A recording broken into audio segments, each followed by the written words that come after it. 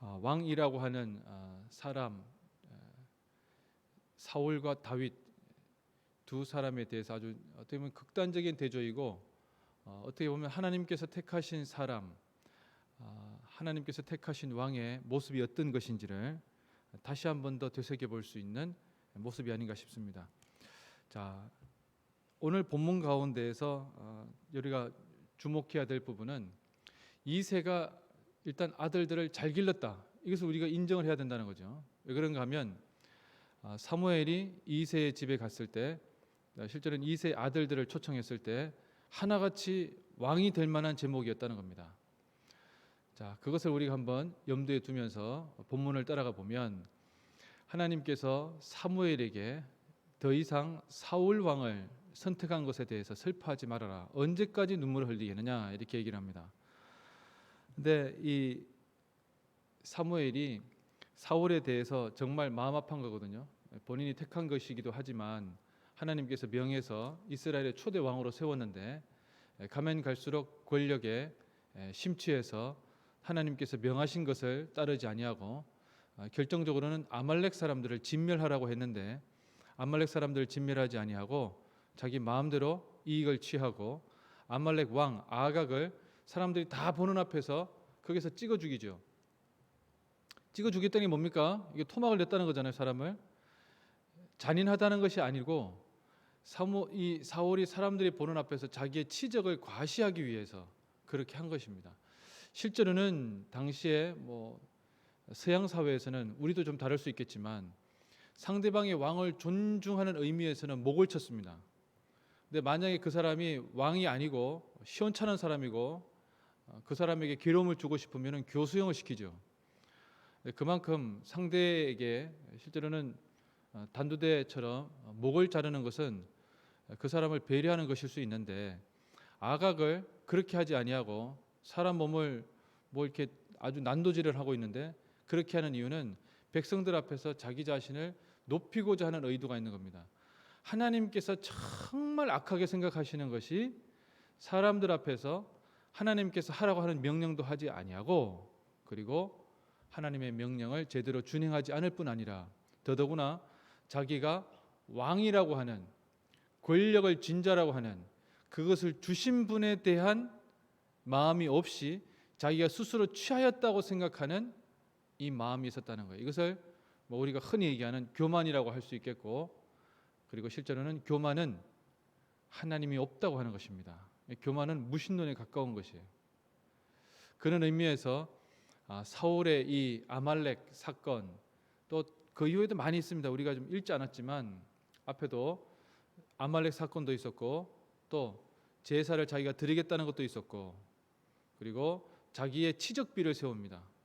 공적비를 세우는데 그 공적비, 그것을 세우러 가는 사람들이 다 보는 앞에서 사무엘을 초청을 해가지고 좀 같이, 일종의 쇼죠. 그걸 같이 하자고 했는데 사무엘이 그런 자리에 서려고 하지 않죠. 그래서 사무엘을 다 좋으니까 다 필요 없고 다 좋으니까 꼭 여기 있어서 하라고 해서 사무엘이 마지못해서 또 그런 얘기도 들어주고, 정말 보면은 왕이 취할 수 있는 가장 악하다기보다는 안타까운 모습을 노정하고 있는 것이 바로 이 사울의 모습입니다.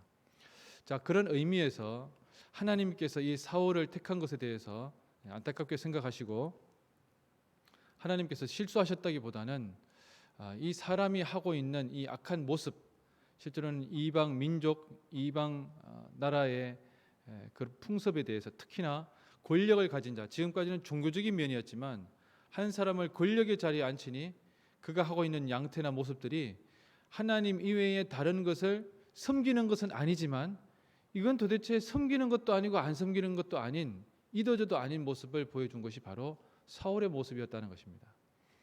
자, 그래서 하나님께서 이 사울 대신에 사무엘에게 울음을 그치고 베들레헴으로 가서 한 사람에게 네가 기름을 부어야 되겠다 말씀을 하시죠. 자, 이 당시에는 사울의 공포 정치가 득세하던 때였습니다. 공포 정치라고 하는 것은 자기 눈에 또 마음에 들지 않은 자는 다 죽여버리는 것이죠. 그래서 사무엘이, 아니 사울이 있는데 내가 지금 가기가 대단히 부담스럽습니다. 내 일거수일투족을 다 지켜보고 있을 텐데 바로 그러한 사울의 모습을 상당히 부담스러워하고 있다. 그래서 하나님께서 그러면은 그렇게 하지 말고 네가 그냥 송아지 하나를 한 마리를 끌고 가서 누가 묻거든 제사 드리러 간다고 해라. 이렇게 얘기를 하라는 거죠. 그래서 이 베들레헴으로 가서 마을에 들어갔는데 그 백성의 장로들이 다 뛰쳐나오죠. 왜 그렇습니까? 사무엘은 권위가 상상을 초월할 정도이고 문제는 왜 왔을까라는 거예요. 당시에 있었던 선지자들은 심판을 예언하는 경우가 많았습니다. 그래서 혹시 우리 베들레헴에 멸망을 선포하러 오신 것이 아닌가, 우리가 뭔 실수하고 잘못한 것이 아닌가 아주 두렵고 떨죠. 근데 사무엘이 그게 아니고 내가 제사를 같이 드리고 하나님께 영광 돌리면서 여러분들과 같이 이 얘기 나누려고 한다. 그래서 화목제물을 드리죠, 그죠? 나누는 것은 화목제밖에 없습니다. 그래서 화목제를 드리는데 화목제는 자기 혼자 다 못 먹잖아요. 그래서 반드시 사람들을 다 초청하게 되어 있습니다. 자, 그때 이 사무엘이 본심을 얘기하죠. 이새의 아들들을 좀 데려왔으면 좋겠다. 그 아들들 얼굴 한번 보자. 그래서 이새가 아들들을 데려고 급히 달려옵니다. 그래서 식사 자리에 쭉 앉혀서 보고 있는데 한 사람마다 첫째 아들 엘리압 보니까 야 괜찮다 이거죠. 누가 떠올랐겠습니까? 당연히 사울이 떠오릅니다. 그러나 하나님께서 그가 아니다 그렇게 얘기를 하고 산마까지도 다 지나가는데 아니고 하나님께서 한마디 말씀하시죠. 너 지금 계속 겉모습 보는구나. 나는 속마음을 본다. 이렇게 말씀을 하십니다. 자, 그래서 마지막에 말째였던 8번째 아들 다윗이 양떼들 틈에 있는 이 다윗, 사울도 행구들 틈에 있었죠. 진보다리 틈에 숨어 있었다가 제비뽑기에서 걸린 것인데 다윗도 아버지 양떼를 지키기 위해서 사람들 틈도 아니고 동물들 틈에서 그냥 뭐 똥 다 묻고 막 정말 지저분한 모습이죠. 바로 그 아이를 데려오라는 거예요. 그 아이를 택해서 이스라엘의 왕으로 삼으시겠다는 것입니다. 그리고 그날 이후로 다윗에게 아주 독특한 점이 발견됩니다. 여러분들 이 본문을 읽으시면서 사울하고 다윗하고 결정적 차이를 보시는지 모르겠어요. 어떤 면에서 결정적 차이가 있을까요? 사울하고 다윗의 결정적 차이는 13절입니다, 여러분. 16장 13절. 같이 읽어보겠습니다. 사무엘이 기름 뿔병을 가져다가 그의 형제 중에서 그에게 부었더니 그날 이후로 다윗이 여호와의 영에게 크게 감동되니라. 아멘. 이렇게 되어 있습니다. 자, 사울은 하나님의 영이 일시적으로 그에게 임했고 떠나버렸어요.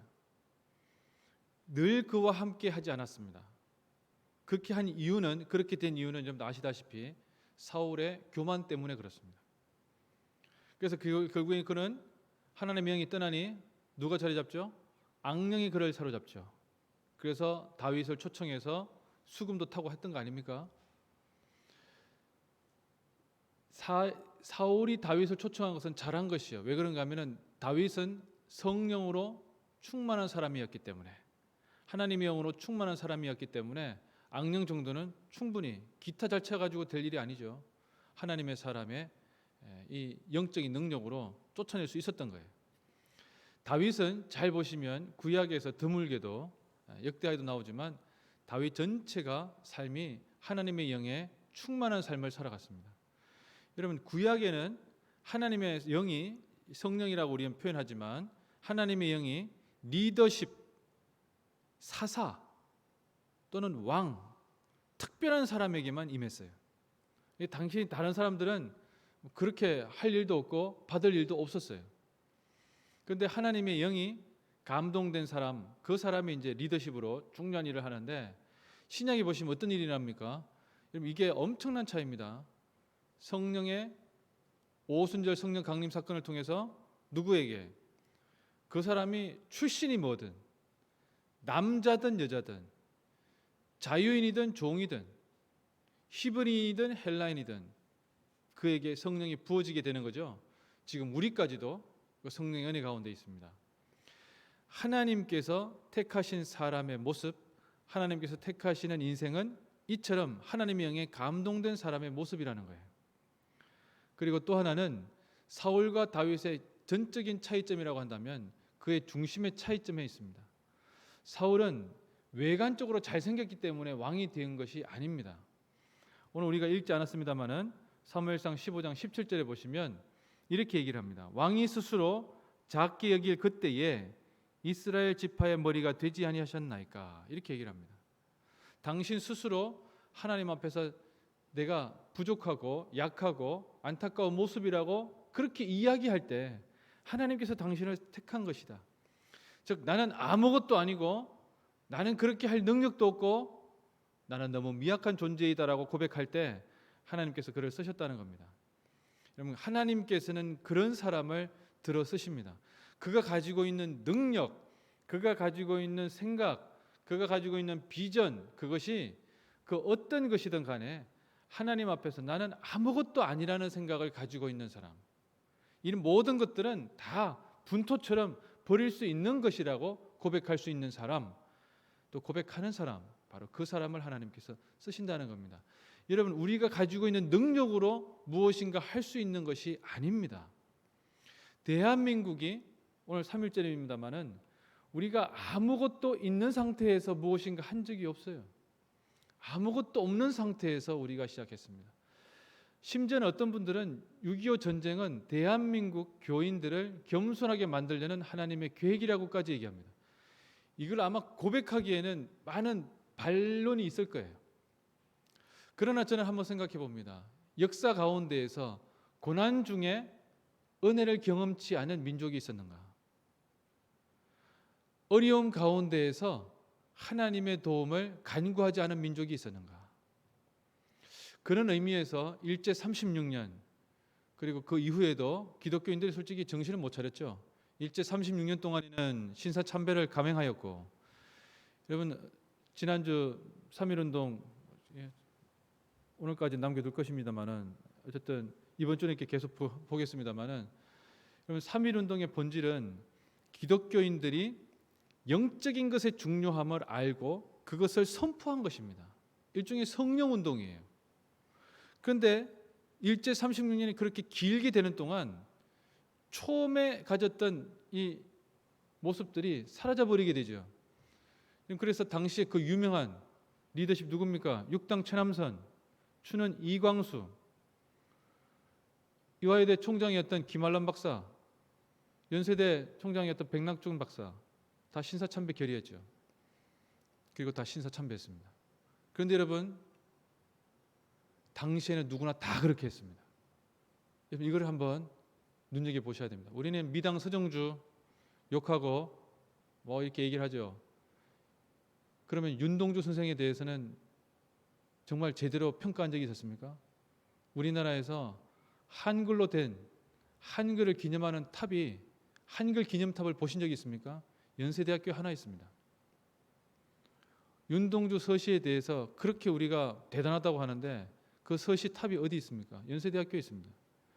기독교 학교에서 기독교 가치가 얼마나 중요하고 그것이 민족과 얼마나 연계된 것인가에 대해서 강조하고 있는 것이 중요한데 우리가 그 본질을 잊어버렸다는 것이죠. 일제 36년 치하는 우리에게 무엇이 가장 본질적인 것인지, 아니 누가 하나님을 제대로 믿고 있는 것인지, 당시에는 그렇게 해도 문제 없다고 얘기했어요. 왜? 목회자들이 그렇게 결의했기 때문에. 그러나 일편에는 한상동 목사님을 비롯한 일군의 목회자들이 우리는 신사참배 거부한다. 주기철 목사님 감옥에서 옥사 당하시면서 그렇게 해버렸죠. 그리고 그분이 추록 성도들이 나와서 대한민국에서 교회를 다시 시작한 것입니다. 그것이 우리가 잘 알고 있는 고신이라고 하는 고려신학교 전신이 되죠. 그러나 그분들도 신사참배가 자기 의의가 되면서 교회 분열의 원인이 되고 맙니다. 그래서 그 이후로 교회는 4분 5절 되었습니다. 우리가 그렇게 잘 알고 있는 한경진 목사님 신사참배했죠. 당시에 신사참배 안 한 사람이 없습니다. 신사참배를 어떻게 했는가 하면 예배 드리기 전에 동쪽을 향해서 큰 절을 합니다. 동방요배라고 합니다. 그것을 결의하고 그렇게 시행했습니다. 그것은 우상 숭배가 아니고 그냥 의식이 하나다라고 사람들을 설득했어요. 그래서 신도들은 다 그런 줄 알았습니다. 여러분, 그렇게 우리나라가 정신적으로 완전히 잠식해 들어간 것입니다. 그것이 일제 36년의 결과예요. 그것이 우리나라 대한민국을 완전히 정신적으로 말살시킨 것입니다. 남아있는 사람들 나와가지고 추록 성도들 하셨다고 하지만 나라의 혼란만 가중시켰죠. 왜? 나는 신사참배 안 했는데 너는 왜 했어? 이 얘기예요. 내가 하나님께서 주신 은혜로 이 신앙을 지켰고 당신들은 회개해라, 이 정도 얘기하면 괜찮았겠지만 그 상황을 넘어간 것이죠. 6.25 전쟁은 대한민국의 혼란 속에서 무엇이 우리가 따라야 될 것이고 무엇을 의지해야 될 것인가에 대한 하나님께서 주시는 또 하나의 징표라고 할 수 있습니다. 신앙의 눈으로 보면 그렇습니다. 물론 많은 상처를 입었습니다. 많은 사람들이 죽었고 아무것도 없는 데서 우리가 다시 시작할 수밖에 없었어요. 그렇기 때문에 대한민국의 교회들이 천막 교회에서 기도했던 것이고 가만히 거적대기 바닥에 깔면서 진흙탕에서 기도했던 겁니다. 하나님께서 그렇게 겸손하게 약하게 하나님만 의지하지 않을 수밖에 없게 만드신 그 시간을 통해서 대한민국이 지금까지 온 것입니다. 코로나19는 우리에게 다시금 물어보는 질문이죠. 너에게 가장 중요한 것이 무엇이냐는 질문입니다. 그 질문의 본질은 뭡니까? 우리는 어떻게 응답해야 되겠습니까? 코로나19 오미크론을 빙자해서 여러분, 우리 자신의 신앙을 돌아봐야 됩니다. 우리가 얼마만큼 게을러졌는지, 우리가 얼마만큼 나태해졌는지, 우리가 얼마만큼 안타까운 모습으로 가고 있는지. 여러분, 전쟁이 일어나야지만 본질을 찾을 수 있는 것이 아닙니다. 고통이 있어야지만 본질을 찾을 수 있는 것이 아닙니다. 그러나 고통이 없고 아픔이 없고 성장통이 없이 성장할 수 있으며 그런 것이 없이 우리 자신을 되돌아보는 사례가 어디 있었습니까, 여러분? 인간은 가만히 놔두면 자기 하고 싶은 대로 하게 되고 자기의 육정에 따라서 살게 됩니다. 여러분, 이것을 우리가 깊게 생각하며 하나님의 뜻 가운데 우리 자신을 바로 세우고 하나님의 영에 감동된 사람, 하나님께서 택하신 사람, 하나님께 쓰임받는 사람, 그렇게 될 수 있도록 노력한다기보다는 간구해야 될 줄로 믿습니다. 하나님, 저는 늘 부족합니다. 다윗과 같은 심정으로, 여러분, 그 다윗 아무것도 아닌 것 같은데 딱 데려와 보니까 이거 완전한 원석이죠. 이 다윗 어떻게 됐습니까? 그 이후로 10몇 년 동안 계속 도망 다닙니다. 하나님께서는 원석을 계속 깎으신 거예요. 도망자의 경험이 없었다면, 쫓겨 사는 사람의 모습이 없었다면, 가장 바닥에 있는 사람들과의 만남, 아둘람굴에서 만났던 그 사람들과의 만남이 없었다면 다윗은 존재하지 않았을 겁니다. 하나님께서는 택하신 사람, 제대로 쓰는 사람, 그렇게 사용하고 계십니다. 그래서 권력이라는 것이 얼마나 무서운 것이고, 그래서 그것을 때로는 대단히 멀리하고 그것을 왜 하나님께서 나에게 주시는지에 대해서 깊게 묵상하며 거룩한 책임감을 가지고 할 수 있는 사람, 10수년 동안 준비되었던 한 사람을 하나님께서 그렇게 쓰신다는 거예요. 여러분, 이것을 생각하며 우리도 주님 앞에 귀하게 쓰임받고 주님께 영광을 돌릴 수 있는 삶의 도가 될 수 있도록 간절히 간구하는 우리가 되었으면 좋겠습니다.